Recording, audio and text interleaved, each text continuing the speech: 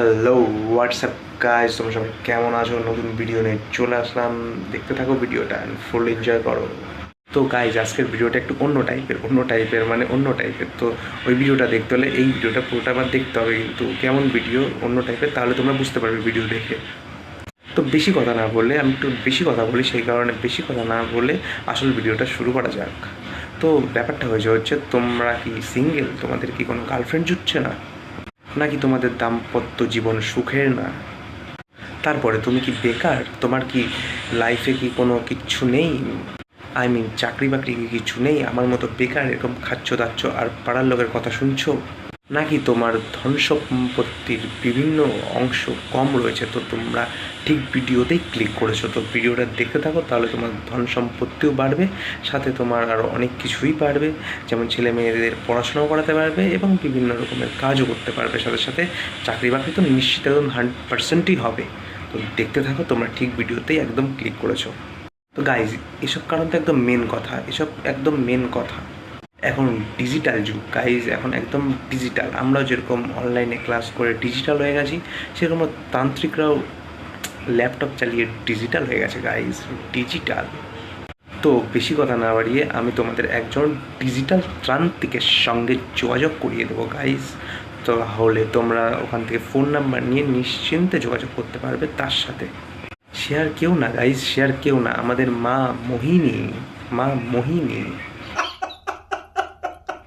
তো দেখতে তো হবেই তাকে। তো একদম ঠিক ভিডিওতেই ক্লিক করেছো গাইজ, একদম ঠিক ভিডিওতেই ক্লিক করেছো। তো দেখো তার কাণ্ডকলাপ কেমন। জয় মা তারা, জয় গুরু বামদেব। আজকে আমি তোমাদেরকে চাকরি লাভের একটি বিশেষ মন্ত্র দেব। সেই মন্ত্রটি তোমরা যে কোনো চাকরির ইন্টারভিউ দিতে যাওয়ার 31 দিন আগে থেকে পূর্ব দিকে তাকিয়ে জব করবে এবং তারপরে ওয়েট গাইস, এত দেখো না গাইস, তোমরা বশ হয়ে যেতে পারো। তোমরা আমাকে দেখো প্লিজ। এসব দিকে এরকম চোখ বড় বড় করে দেখো না গাইস, তোমরা বশ হয়ে যেতে পারো। বশ হয়ে গেলে তোমাদের কুকাণ্ড স্টার্ট হয়ে যাবে গাইস।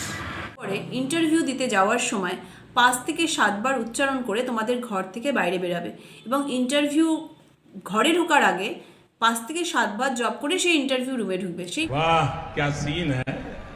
গাইজ, একটা কথাই বলবো, এত মনোযোগ দিয়ে এসব ভিডিও দেখো না, তাহলে উনি ভিডিও করার জায়গায় চাকরি করতো। সে ভিডিও করে টাকা ইনকাম করতো না, চাকরি করেই টাকা ইনকাম করে নিত। অবশ্য প্রাইমারি স্কুলের টিচারও হতে পারতো গাইজ। बड़ा हरामी हो बेटा। আজকে আমি তোমাদেরকে কর্মে বিজয়ী বা সফলতা হওয়ার জন্য একটি বিশেষ ক্রিয়ার কথা বলবো। আরে গাইজ, উল্টো পাল্টা কর্ম না গাইজ, ঠিকঠাক কর্ম। শুনতে থাকো, তারপরে বুঝতে পারবে। শোনো আগে। যে কোনো কর্মে যাওয়ার আগে যেমন আমরা ভগবানকে প্রণাম জানিয়ে নমস্কার করে বা বাবা মাকে নমস্কার করে পরীক্ষা দিতে বা ইন্টারভিউ দিতে বা যে কোনো রকম কাজে যাই, তো সেরকমই আজকে আমি তোমাদের একটি বিশেষ ক্রিয়া বলছি। একটি মোমবাতি নেবে। মোমবাতিটি যে কোনো দেবী বা ভগবান শিব, যে কোনো শক্তির দেবী, মা দুর্গা, মা কালী, মা তারা বা ভগবান শিবের সামনে মোমবাতিটি জ্বালিয়ে অ্যান্টি ক্লকওয়াইজ এইভাবে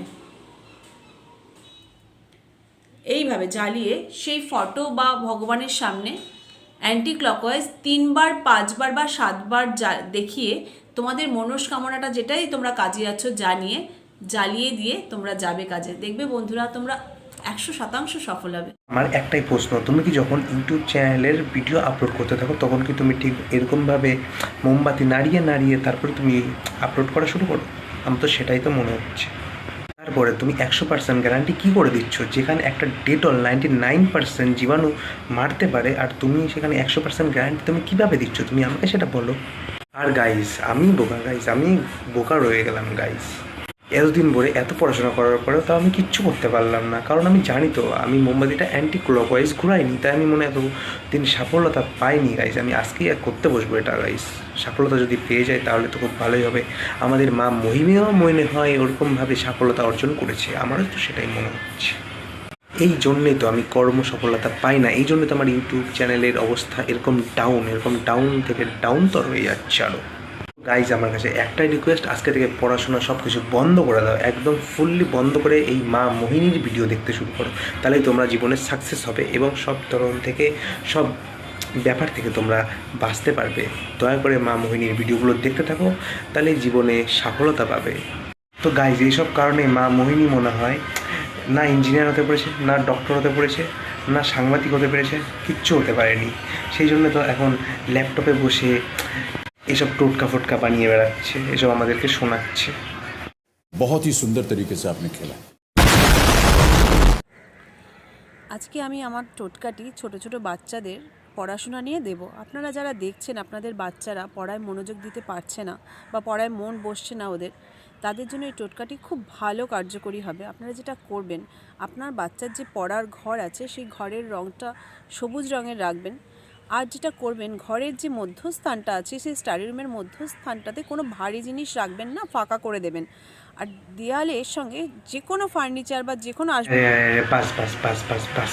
আরে মোহিনীদি, অনেক শুনলাম তো, অনেক শুনলাম, অনেক, আর কত শুনবো, আর কত শুনবো। মাথার এদিক দিয়ে যাচ্ছে, এদিক দিয়ে বেরোচ্ছে, তো কী করে বুঝবো, কী করে?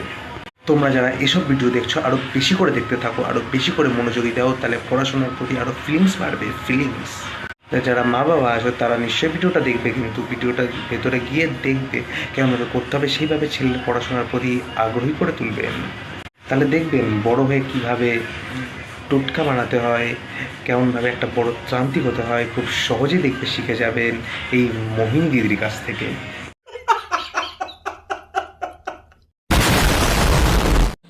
জয় মা তারা, জয় গুরু বামদেব। আজকে আমি তোমাদেরকে একটি সতর্ক বার্তা দেব। অনেক সময় দেখা যায় অনেকের অকাল মৃত্যু ঘটে। সেই অকাল মৃত্যুর একটি অন্যতম কারণ আজকে আমি তোমাদের সামনে তুলে ধরছি। যদি কোনো কারণে মাথার চুলের টুকরো বা হাতের নখের টুকরো পিঁপড়ের গর্তে কোনোভাবে ঢুকে যায়, তাহলে কিন্তু সেই জাতক বা জাতিকার অকাল মৃত্যু অবশ্যই ঘটবে। ওয়াও, ক্যা সিন! আমাদের মোহিনী দি তো আমার একদম ভবিষ্যতের কথাই বলে দিল। তো আমি চিন্তা করছি একটা ব্যাপার, পিঁপড়ের গর্তে যদি চুল আর নখ যদি না ঢুকে, যদি অন্য জায়গায় যদি ঢুকে যায়, তাহলে ব্যাপারটা কেমন হতে পারে?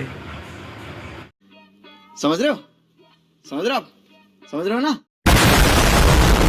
সর্ষে এবং দেবদারু গাছের পাতাকে পিষে গুলি বানিয়ে নিজের মুখে রেখে কোনো কার্য সিদ্ধি করার উদ্দেশ্যে যদি আপনি কারোর সাথে কথা বলেন, সে অবশ্যই আপনার দ্বারা বশীভূত হবে এবং সেই বার্তালাপ পূর্ণ হয়ে গেলে সেই গুলিটিকে ফেলে দিতে হবে, মুখে রাখা যাবে না বা গিলে ফেলা যাবে না।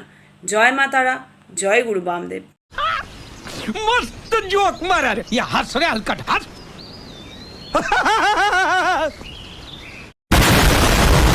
ওসব গুলি ফুলি খেয়ে কিচ্ছু হবে না, আসল কথা কিচ্ছু হবে না। আপনি মারা গেলেও মারা যেতে পারেন। তো ওইসব উল্টোপাল্টা জিনিস খেয়ে নিজের জীবনের রিস্কে ফেলবেন না কিন্তু, প্লিজ, আই এম রিকোয়েস্ট। মোহিনী দিদি যদি এসব কাজ করতেন না, তাহলে খুব সুন্দরভাবে উনি একটা সাফল্য জীবন পেতেন। নিশ্চয়ই এসব ভিডিও ভাইরাল হতো না বা ইউটিউব চ্যানেল খুলে টাকা উপার্জন করতো না। যদি এই কাজগুলো করে যদি হয়ে যেত না, সে তাহলে এখন কোটিপতি হতো, নিশ্চয়ই ইউটিউবে ভিডিও পোস্ট করতো না। দেখতে থাকো পরের ভিডিও, আর কিছু বলার নেই। স্বামীকে নিজের হাতের মুঠোয় করার জন্য 7টা লবঙ্গকে শনিবার দিন মধ্যরাতে 21 বার স্বামীর নাম নিয়ে ফু মারুন এবং পরের দিন রবিবার 7টা লবঙ্গকে জ্বালিয়ে দিন। 2-3 সপ্তাহের মধ্যেই আপনি এর ফলাফল হাতে না হাতে পাবেন এবং ক্রিয়াটি 3 মাস আপনি জারি রাখবেন। জয় মা তারা, জয় গুরু বামদেব। अरे कहना क्या चाहते हो? আরে আন্টি আন্টি আন্টি, এসব তো একদম স্পষ্টভাবে বুঝলাম, কি আর বলবো আপনাকে। আপনি মানুষ বুঝেও কথা বলেন না, আমি শুনতে পাচ্ছি এসব কথা। গাইস, কিছু বোঝাও এনাকে, কিছু বোঝাও। আরে মোহিনী দি, কিছু একটা বোঝো। মোহিনী দি, এরকমভাবে বলো না সবার সামনে। আগে তোমার স্বামীকে তুমি আগে হাতের মুঠোয় করো, তারপরে অন্যর চিন্তা করো, ঠিক আছে? এটাই বলবো। আমি তো বুঝলাম স্বামীকে বশ করা যায় কীভাবে, এবার স্ত্রীকে বশ করা যায় কীভাবে, বা একটা স্বামী স্ত্রীকে বশ করবে কেমনভাবে, সেটার বুদ্ধি কিন্তু আপনি দিলেন না। আপনি খালি মেয়েদেরটাই চিন্তা করলেন। আপনি খুব গুড গার্ল মোহিনী, আপনি খুব good girl.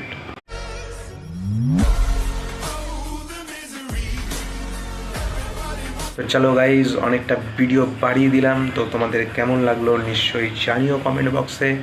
And like share comment করতে তো নিশ্চয়ই তোমরা ভুলবে না। ভালো লাগলে নিশ্চয়ই সাবস্ক্রাইব করবে, কোনো প্রবলেম নেই। আর নতুন নতুন এরকম ভিডিও তোমরা পেতে চলেছো সাবস্ক্রাইব করলে, এটা তোমরা জেনে রেখো। তো গাইজ আর বেশি কিছু বলবো না, আজকের ভিডিওটা এখানেই শেষ করলাম। তো দেখতে থাকো পরের ভিডিও আসছে 1-2 দিন পরে। তো দেখতে থাকো পরের video. Tata, good bye, take care.